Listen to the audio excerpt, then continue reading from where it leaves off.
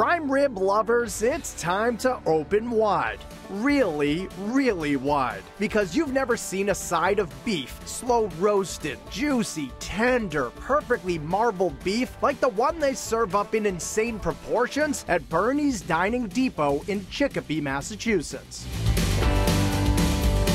Before we slice into the prime rib, let's slice into Bernie's backstory. The restaurant, with its distinctive train car building and locomotive-sized meals, has been around for a few decades, serving breakfast, lunch, and dinner. And it's become one of the top dining destinations for big eaters anywhere in Western Mass, as owner Barbara Bernash explains. Bernie's is a family-run diner. Our menu is varied between Italian dinners, entrees, seafood, a lot of the staples that you might serve in your own home. But we do have a very big menu for just about anybody that might want to come in, and they can't go away hungry because the meals are plentiful, large portions, a lot of take-homes. We do not have portion control at Bernie's.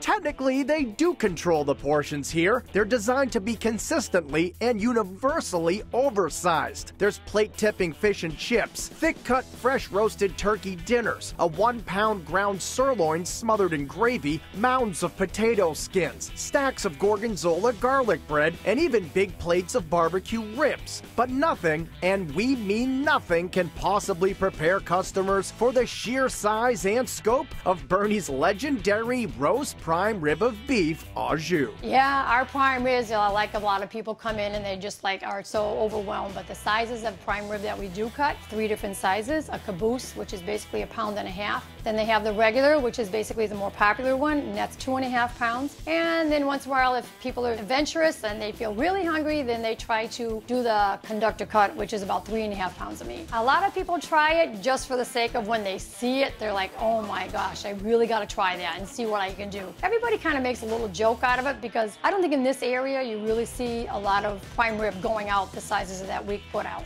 This Flintstonian side of beef is definitely too big for one person, and usually it's too big for an entire family of big eaters. The conductor cut is almost like a little mini roast. A lot of people come in and they'll share that. They'll come in with a family of 4 and the kids will eat off of it and they'll all share a conductor cut. So like I said, it's easier to come to Bernie's, eat a conductor cut. You don't have a mess to clean up, and then you can go home and you'll feel great. Well, you might not feel great, but you'll certainly be stuffed. And if you're crazy enough, you can add on a side like baked stuffed shrimp or creamy potatoes au gratin. Or you can go fishing for a somewhat more manageable feast of fried seafood. I think you would have to be like a fried food lover in order to be able to deal with that, because it is such a large portion, because when you see it, it's huge. It does come in 2 different sizes, so if you are a lighter eater, they do have a petite fisherman, but it will consist of the same fish that does come out of larger fisherman platter, which is baked haddock, and it has shrimp on there, scallops on there, and fried clams.